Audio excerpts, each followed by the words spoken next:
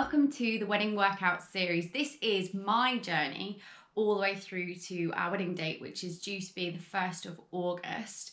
Obviously right now the situation with the COVID-19 pandemic means that everything is a bit uncertain, but I'm staying optimistic and hoping that our wedding will still go ahead.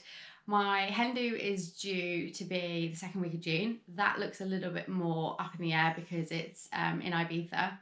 But I'm going to press ahead like everything was normal. I do have a slight advantage because I'm not going to be travelling for work as far as I know. So I've really got no excuses and I'm going to take you guys along with me. It's Monday morning. I'm about to go out on a long run because yesterday I was sofa surfing for the entire day because I wasn't very well. So I've switched it over to today. I wouldn't normally start the week off with a long run. I think today I'm doing like an hour and 25 because I've been gradually building back up from an injury I had well over a year ago now from when I did a marathon. But yeah, so we'll see how that goes today. I've got a bit of a bruised heel, which I'm not sure where I picked that up from. But hopefully it won't be too much of a problem because I tend to run on the balls of my feet anyway. So that's what the first stop of the day is. I'm just gonna have like a nice little stretch now, make sure I'm as warm as possible. But you know when you've like slept for so long, I think I slept 12 hours from like 7:30 Saturday through to like 6 o'clock the next day. And then another 12 hours, probably longer actually, kind of dozed on and off during the day. So I'm feeling that kind of like lag where I've almost had too much sleep. But hopefully once I get out there, I'll perk up. Excuse the pineapple head, I've just got back. That felt really good. A lot better than I thought it was going to. So I did just under 14k, an hour 25. So not blistering pace, but like the first 5 kilometers are all like a steady incline. And my like Achilles has been playing up, so it didn't feel too bad. I think I need to get some water. Can barely speak and stretch out. But yeah, that was good. Whew, more of that please. So I want to be as transparent as I can with you guys.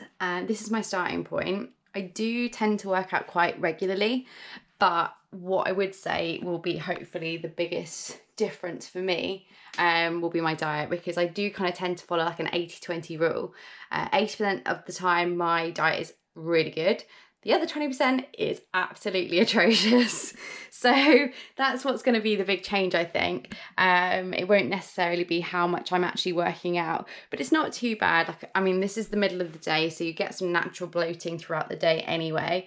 I've just got like a bit to lose, perhaps around my tummy and my hips, and a bit of toning up work to do. If you guys are already following the Fitness Edit on Instagram or Facebook, then you would have seen last week I posted this, the Fitness Edit Fit Plan. It's a downloadable printable document. To give you a bit of a brief overview of why I think fitness plans work, and I'm a huge believer in them, for a few reasons mainly. Firstly, I think if you have a plan, you're more than likely to stick to it. You can also plan it around the weather forecast. So if you like to do outdoor activities, you can work your other activities around that as well and go out on the best days. I also think it stops a lot of time wasting, because if you're anything like me, if I wake up in the morning, I don't have a plan of what I'm going to do. I normally spend about half an hour initially deciding what I want to do. The other thing is if you are training where you focus on particular muscle groups, it allows you to rest particular muscle groups. So if you want to start legs on Monday, you make sure you have a rest on Tuesday with legs and pick them up on Wednesday or whatever suits you. So that's like one version, that's your weekly fitness plan. Something I'm going to be working on today is the wedding fitness plan. It's a bit more of a long-term one, and this is one I did when I was training for the marathon. I've still got it, so if you were to go a little bit closer up, that's like the first month, and then that was the month on the lead up to the actual marathon itself, and I kind of fill it out as I go along. So that is what I'm going to be doing for the wedding today, which does sound quite extreme, I know. But I think you'll all agree, if you've got married or are getting married, you have a certain idea of how you would like to look and feel in your dress. My dress is very form-fitting, and I don't really have that much definition between my waist and my hips. I'm quite boy-like, so I want to do quite a lot of work on pulling in my waist as much as I possibly can. So I finished the templates. They're so bad. I don't know what was happening with me today. I had a virus over the weekend. I swear my brain is not functioning right, because yeah, they're not the most uniformed of month planners. But the next step now is to add in all of the important dates. Okay, let me show you how this looks now, because I have filled out all the important dates. So I've got my first dress fitting there, the wedding, of course, the Ibiza Hem Week, we'll come back to that one in a moment, the legal ceremony, and just like you need to add in any other important dates or social gatherings so you can kind of plan your exercises around that. The next thing I've gone for is I've done this week. So this week is all filled out. And then I've looked at what is the area of exercise I enjoy the most. What do I want to make sure I've got scheduled in? And for me, they're my runs. My runs really are my cardio, but also the part of exercise there that I can kind of challenge myself. I really want to, with this extra downtime I've got, get back to a place where I was running a year and a half ago, so up to 40k a week. So that's going to be my little challenge for the next few weeks. And then combining in with that, some HIIT. HIIT for me is where I can see the most changes to my body. So alternating running with HIIT. I'm also going to be looking at doing a lot of oblique work with my abs to bring my waist in for my dress. And I'm also considering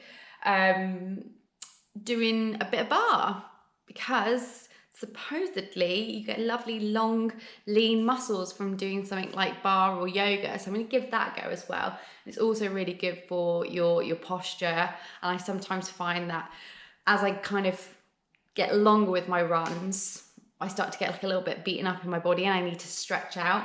And the other thing I'm doing, and more so at the moment, and it's been actually the really positive thing to come out of this whole lockdown situation, is that Sam and I have started to walk in the mornings.